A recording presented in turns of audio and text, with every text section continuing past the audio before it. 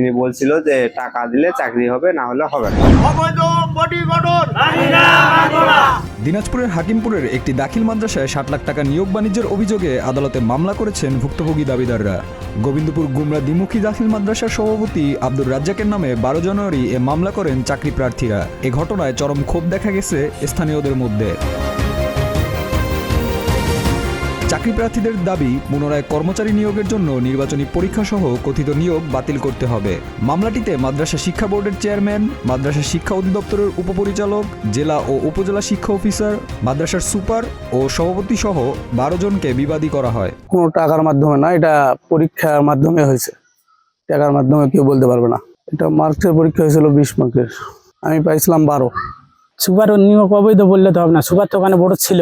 আমরা পরীক্ষা দিছি, পরীক্ষার মাধ্যমে তো টিকছি। এখানকার কর্মচারী এখানে নিয়োগ হবে, মনসাপুর হবে কেন? টাকা নিয়েছে আতল মাস্টার দিচ্ছে 14 লাখ, আর শাকিল দিচ্ছে 15 লাখ, আর দিচ্ছে 14 লাখ, আর মিনাজ দিচ্ছে 7 লাখ। এখানে রেগুলার কোনো ছাত্রছাত্রী নেই। আমাদের মাদ্রাসায় গোবিন্দপুর গুমরা দাখিল মাদ্রাসায় সাইন বোর্ডও নেই। পরীক্ষা একতরফা হয়ে গেছে, পরীক্ষা হয়ে গেছে টোটালি একতরফা। 4টা পরীক্ষা, যেহেতু আমাদেরকে একদিন আগে যেহেতু পরীক্ষা জানাইছে, ডেট জানাইছে, অবশ্যই পরীক্ষার প্রশ্ন ফাঁস হয়েছে। নিয়োগটা আমাদের এই মাদ্রাসায়, কিন্তু এই পরীক্ষাটা হওয়ার কথা ছিল। সে পরীক্ষা নিয়ে গেছে সভাপতি নিজ বাড়ির পাশে নিয়ে গেছে, নিয়ে গিয়ে ওখানে কি হয়েছে না হয়েছে আমরা জানি না। গত 20 ডিসেম্বর গোবিন্দপুর গুমরা দ্বিমুখী দাখিল মাদ্রাসায় পরিচ্ছন্নতা কর্মী, নিরাপত্তা কর্মী, নৈশ প্রহরী ও আয়া পদে নিয়োগের জন্য বিজ্ঞপ্তি দেয় প্রতিষ্ঠানটি। অভিযুক্ত ওই মাদ্রাসা সভাপতি এ নিয়োগ নির্বাচনী পরীক্ষার আয়োজন করেন, নিজেই ছিলেন নিয়োগ বোর্ডের সভাপতি। তার বিরুদ্ধে নিয়ম বহির্ভূত কাজের অভিযোগ করা হয়েছে মামলায়। এতে উল্লেখ করা হয়েছে, অভিযুক্ত রাজ্জাক নিজ প্রতিষ্ঠানের পরিবর্তে অন্য প্রতিষ্ঠানে পরীক্ষার কেন্দ্র করে চাকরি প্রার্থীদের ভয়ভীতি দেখিয়ে পরীক্ষায় অংশ নিতে বাধ্য করান। উনি ডিজির প্রতিনিধি সাহেব, ওই স্যার ওখানে আসেই বসে উনি নিজে হাতে প্রশ্ন করলেন। সুপার সাহেব বসে, আমি বসে এবং বসে দেখতেছি উনি যে হাতে প্রশ্ন লিখলেন, হাতে লেখা লিখলেন প্রশ্ন। হাতে লেখা প্রশ্ন লিখে উনি যে চেয়ারম্যান আছে ইমরান সাহেব, এই চেয়ারম্যান হাতে দিলেন ফটোকপি করার জন্য। যেহেতু একটা কপি করলেন, আর আমাদের শিক্ষার্থী হচ্ছে ধরেন যে 32 জন আবেদন আছে, ওই ফটোকপিতে নিয়ে গেল চেয়ারম্যান, এবং সঙ্গে আমি ছিলাম। এবং ইমরান সাহেব চেয়ারম্যান উনি ফটোকপি থেকে ফটোকপি বের করলেন, ফটোকপি বের করে নিয়ে আসলেন, উনি হাতে নিয়ে আসলেন, নিয়ে আসে ওই ডিজির প্রতিনিধি স্যারকে দিলেন ওনাকে।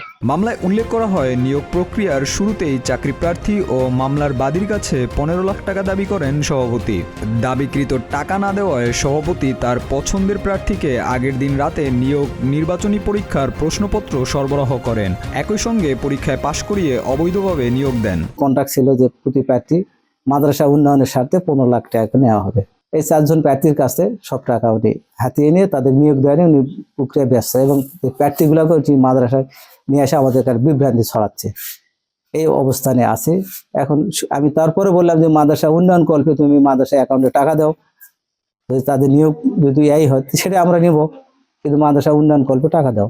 কিন্তু এদিকে উনি আসতেছে না, উনি খালি যোগদান করেন, পাগল পরে হয়ে গেছে। ওই যে সভাপতি ওই যারা প্রার্থী তাদেরকে প্যাটে দিচ্ছে, কিন্তু প্রার্থী আমরা তো তাদের কোনো যোগদানও দিইনি, বা আমার কাছে তারা যোগদানের জন্য আবেদনও করেনি। আমি কোন প্রক্রিয়ায় তাদেরকে স্বাক্ষর করাবো? সভাপতি সাহেব আমার সঙ্গে যোগাযোগ করছিলেন, তিনি বলছিল যে টাকা দিলে চাকরি হবে, না হলে হবে না। তখন আমি বলছিলাম যে কত টাকা লাগবে, তখন তিনি বলছিলেন 15 লক্ষ টাকা লাগবে। তখন আমি আমার পরিবারের সঙ্গে যোগাযোগ করছি, তাদের সঙ্গে বসে আমি আলোচনা করে আমার পরিবার 15 লক্ষ টাকা দিতে অক্ষম।